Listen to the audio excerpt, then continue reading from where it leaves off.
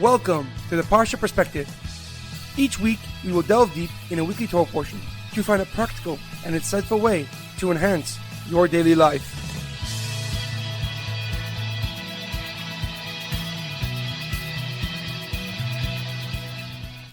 Thank you for tuning in.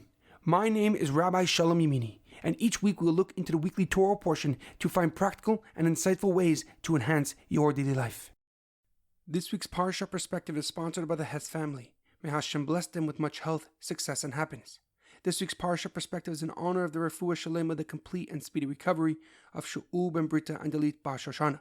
This week's Parsha Perspective is dedicated in memory of Shlomo ben Edward and Edward ben Shaul. May their souls be uplifted and their memories a blessing. This week is a double Torah portion, Parshas Acharei Mos Kedoshim. Our Parsha begins immediately following the death of Aaron's two sons, Nadav and Avihu. Hashem commands Moshe to tell Aaron and his two remaining sons not to go in the Holy of Holies at will, for lest they will share the same fate and consequences as Nadav and Avihu. Only Aaron can enter the Kodesh Kedoshim, the Holies of Holies, on the holiest day of the year, Yom Kippur. The Torah then details the service of the high priest, the Kohen Gadol, on Yom Kippur. He has to bring a ketores offering, an incense offering in the Kodesh HaKadoshim, the Holies of Holies, and draw lots for the fate of two goats, one for God and one for Azazel, amongst many other things that he had to do to ask for atonement for the Jewish nation. The next parsha begins with the statement, Kedoshim tiyu ki kadosh ani Hashem Elokechem. You shall be holy, for I am the Lord your God, and I am holy.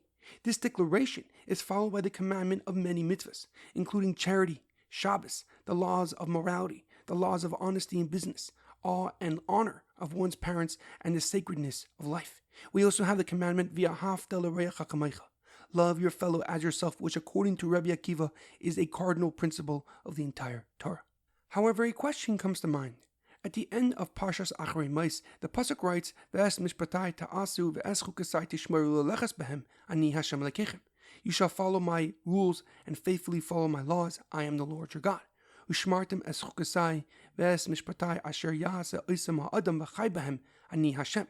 You shall keep my laws and my rules, and you shall live by them. I am the Lord your God. Why does God seemingly repeat himself when speaking to Moshe Rabbeinu about following his laws?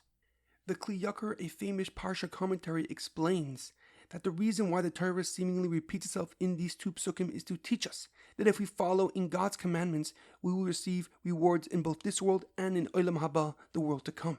The first pasuk refers to the rewards, the Kli Yakar explains, in this world, because it says lechas behem, to follow them, to follow in the path that God set for you in this world. But the second pasuk is referring to the rewards in Olam Haba, in the world to come. And he learns this from the fact that it says v'chai behem, and you shall live by them. Since our actions can have everlasting results, our reward in the Olam Haba, in the world to come, will continuously be updated by the actions we did and by the life we led. However, the Malbim, a famous Polish rabbi, gives a deeper and more profound explanation. He writes that these psukim are referring to two different types of laws. The first pasuk is referring to commandments between people, such as stealing or hurting or helping and giving charity to your fellow Jew. And the second pasuk is referring to commandments between man and God, such as Shabbos and holidays.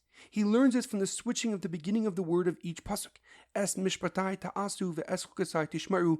My rules you shall observe and faithfully follow my laws. Ushmartem es chukasai ve'es mishpatai. And you shall keep my laws and my rules. The Malbim explains that there are three general categories of mitzvahs: chukim, edus, and mishpatim. Chukim are laws that transcend the rational reason, such as the prohibition against wearing shatnez, any clothes that contain both wool and linen. These laws are done just for the sake of God. Edus are testimonials. They are laws that commemorate or represent something, such as eating matzah on Passover or putting on tefillin. And mishpatim are laws that are rational and necessary for a moral society, such as laws against murder, kidnapping, and stealing. These laws, had we not been commanded, we would follow them anyway. The Malbim explains that the first pasuk is referring to commandments between people because it leads with mishpatim, laws primarily dealing with people. But the second pasuk is referring to commandments between God and man, since it begins with chukim, laws mostly pertaining to God and man. He continues that this is significant because how we act with others has the same importance as our connection with God. We cannot differentiate between the mitzvahs that deal with people and those that deal with God. In fact, it is how we act, deal, and behave with people that truly dictates how strong our relationship with God truly is. As the great Hillel once said, love your fellow as yourself, v'ahavta l'recha kamecha, is the entire Torah, and the rest is just commentary. In our daily life, it is imperative that we understand that how we interact and deal with others directly correlates with our relationship with God.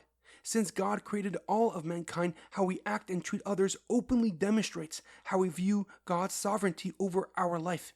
As a result, we must show kindness and compassion towards everybody, even if they're not deserving of such kindness or respect, because it reflects who we truly are.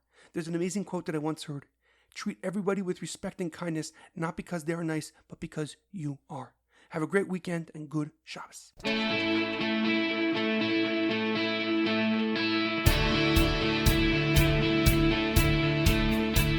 Thank you for tuning in to the Parsha Perspective. Check out our website, theparshaperspective.com. Send thoughts and comments to theparshaperspective@gmail.com. Till next time, thanks for listening.